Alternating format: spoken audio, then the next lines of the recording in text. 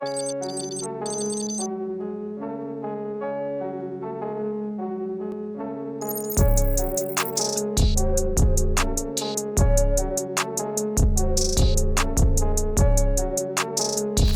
so before I do sit down, introduce myself properly, let me do this piece. I wasn't going to do it because I wanted to be mellow, but apparently I do not do stuff like that.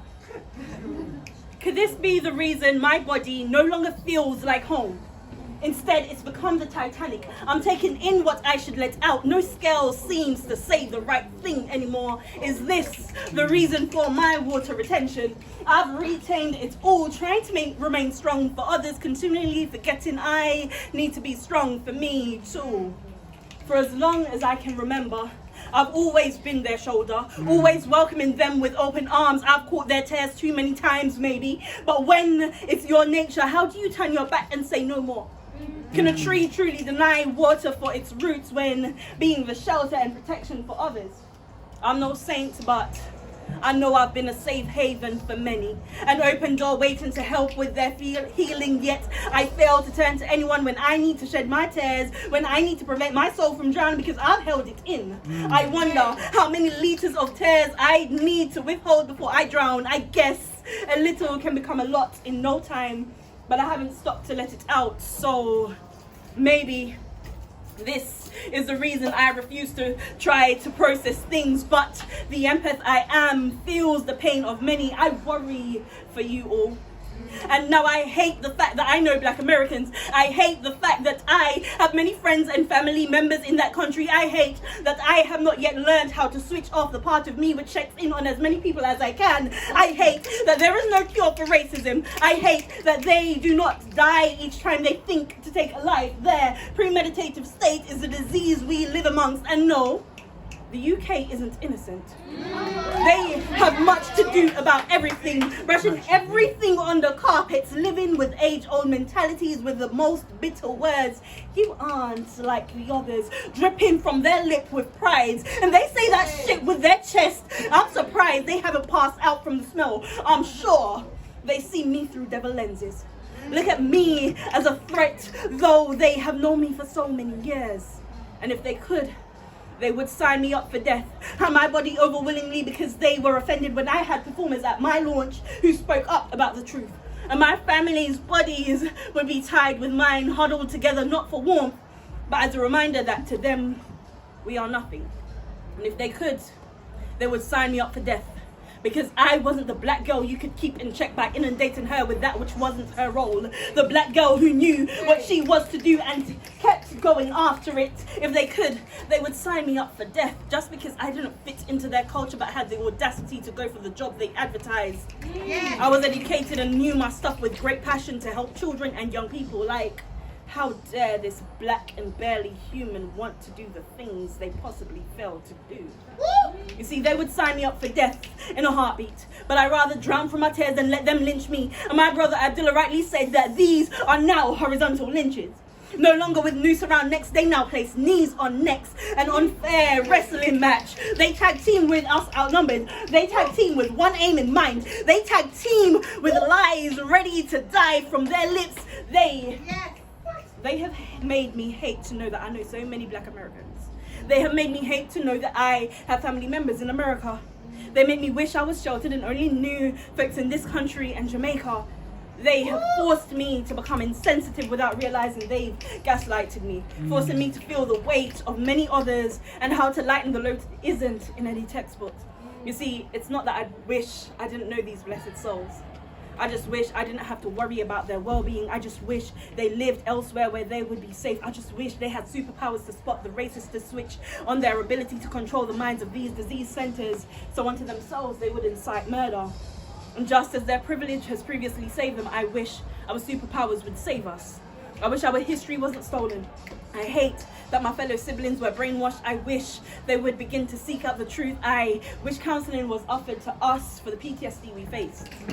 Why is there no trauma counseling available to us? And why are we not offered the support? I wish we could get the support and get it for free, for our PTSD was thrusted upon us without our permission. I wish the non-blacks who stood with us included those of power. It seems to be that no whites with any form of power values our lives. I wish my words were tears, that my fingers were tear ducts, and these pages were the oceans. I wish that my wishful worded tears would form ripples in the oceans. I wish my words were filled with healing. I want us to heal. I wish my healing words would form greater ripples in the oceans, ripples to form hurricanes, wiping out the diseases and healing my siblings. Maybe then I wouldn't sink. Maybe then I'd no longer worry about the Black Americans. Maybe then I'd not feel the weight of death breaking my back in. Maybe.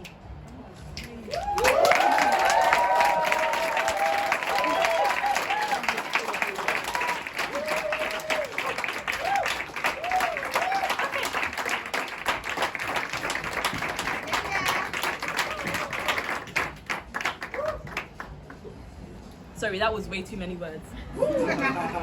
And this mic hates me as much as I hate mics. So, just to introduce myself, my name is Careen Latoya. I was originally born in Jamaica. I came over here in 2001 because the whole family wanted to, so why not? And as a child, you were like, yay, let's go to England because it's nice there. Not really realizing that it's just problems. I'm not saying that this country is horrible, but I do miss the sun, sea, and sand. This mic actually legit hates my soul. Oh Lord. See, mics hate me as much as I hate them, and as a poet it's difficult to navigate. And yeah, so this beautiful book, I've released it August, what month are we in? October? So yeah. You know what? What's it called? I can't see it.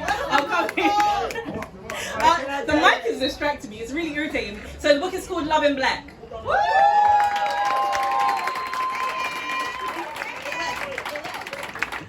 So this is my third book. It's a novel. I decided that I was going to try something different, but me being me, I had to put a bit of poetry in there. So what I'm going to do for you guys is actually read some of the pieces that I've got in this book. I hope you enjoy it. I do only have 3 more copies because one person's already paid, one has already said to me I'm getting one. So take my money. I've got 3 copies left of this one, and I've got 3 copies of my first 2 books as well, which are both poetry. So if you do want to get a copy of those, then yes, let me know. This book on its own is £15.99. All 3 of them together is £22. Yeah, I'm not going to do any more sales pitches. It's gonna be long-winded. These pieces actually have no names, most of them. So if I just read through them. If the stars were to fight, would we be stabbed each night with a dagger of a fragmented point as it crashed to the earth after being hit with such force where hatred was its ruler? If the stars were to fight, would the moon cry each night and lose her glow, knowing the sun would need to shed pieces of himself to replace wonders for the night sky? If the stars were to fight, would we be happy people, knowing the universe is such a dystopian place, unable to be at peace with the pains we've been through, settling our slave syndromes that we could sleep easily? If the stars were to fight, would we be happy people, knowing the universe is such a dystopian place, unable to be at peace with the pains we've been through, settling our slave syndromes that we could sleep easily? If the stars were to fight, would the black nation be one, no longer burying bodies one after the other, leaving no mother with dry eyes, with no news of another, lost to knife crime? Why can we not be like the stars? They who watch over us at night, they who reside peacefully dancing with each other at midnight, entertaining the moon, keeping each other company. They do not fight, so why do we?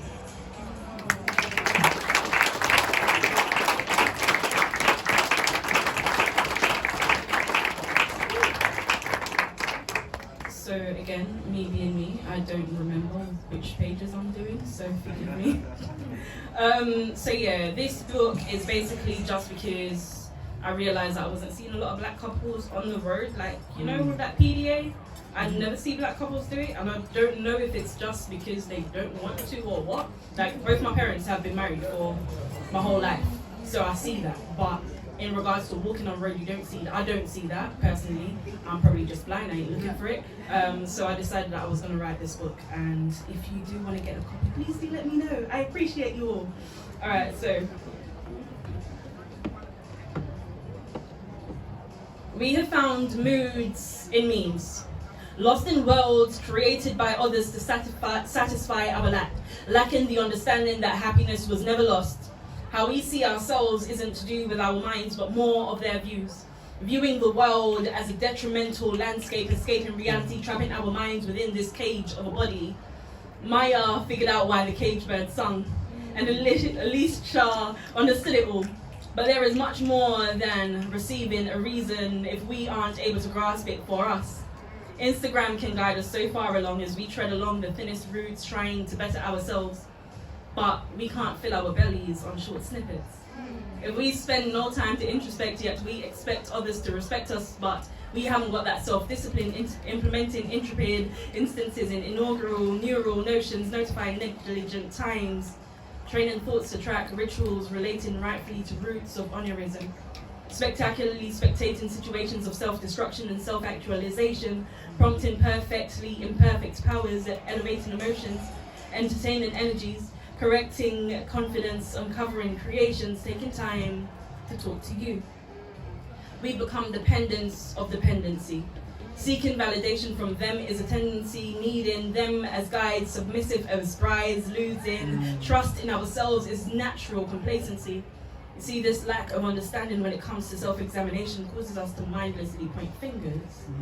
It's never a case of ready, aim, fire, but instead shoot now and come to realization later, just like black bodies dropping like flies at the pull of a police's trigger. React now and think later. But what if we trained the mind as much as we did bodies? Taught it how to pause as we do our fingers for Netflix? Would it not mean we take the blame for our actions without becoming compulsive accusers? Don't we all do this? Tell friends and family they are in control of their actions if another being does something they do not agree with? Don't we tell them to deal with their own insecurities and try not to project? But for some God-forsaken reason, we can't seem to take our own advice. It is truly null and void when it becomes personal. Personifying our thoughts, placing them in host bodies, must we see them in someone else to be able to identify that it's wrong, that we are wrong. And by wrapping them around someone else, we detach, hoping they become better people, not realizing it is ourselves we are to have the issue with. It is us who needs fixing. Let's correct ourselves here and now. How we see ourselves isn't to do with their minds, but more of their views. Our views of ourselves, we need to become one with who we are now. Look at who we were then and figure out who we want to be tomorrow. You see, that way we'll no longer be dependents of dependency. Seeking validation from them shouldn't be a tendency. We shouldn't need them as guides to submit as brides, and no longer should we trust in ourselves to be a complacency. Let me find your voice for you. For right now, this moment as I speak, no one cares for you. Let me find it in the belly of your pain, this heart-wrenching burden you bear. Let me dig through and find that tongue. You put me off, I blame you. Let me find that golden tongue, laced in hurt, covered with a pile of lies. Let me wipe it down and not douse it with bleach, that it may not be sparkly or attractive, for its rawness is what is tantalizing. Let me charm the snake which sitteth upon thy tongue, that it too like the phoenix will rise, shedding its skin that its breast cries from your gut will no longer linger beneath its belly, which slithers around in your mouth, taking pieces of you each time you open your eyes. You see, I'm the reason you are as fake as it gets. A counterfeit artifact wanting to be treated right, yet my voice is always heard for women. And that's all you're getting. So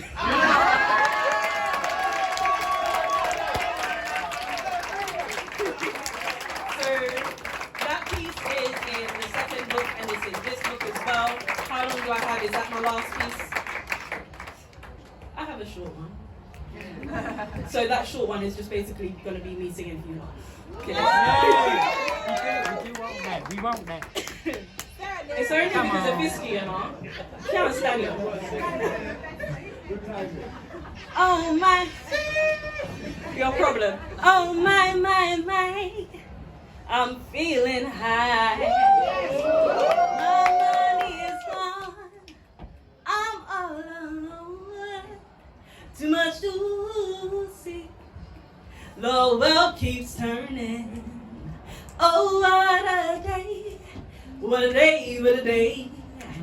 Peace and blessings manifest with every lesson learned. And if your knowledge were your wealth, then it would be well earned. If we were made in His image and call us by our name, 'cause most intellects do not believe in God, but the Pharaoh's just the same. Oh, on and on and on and on. Say my side to keep.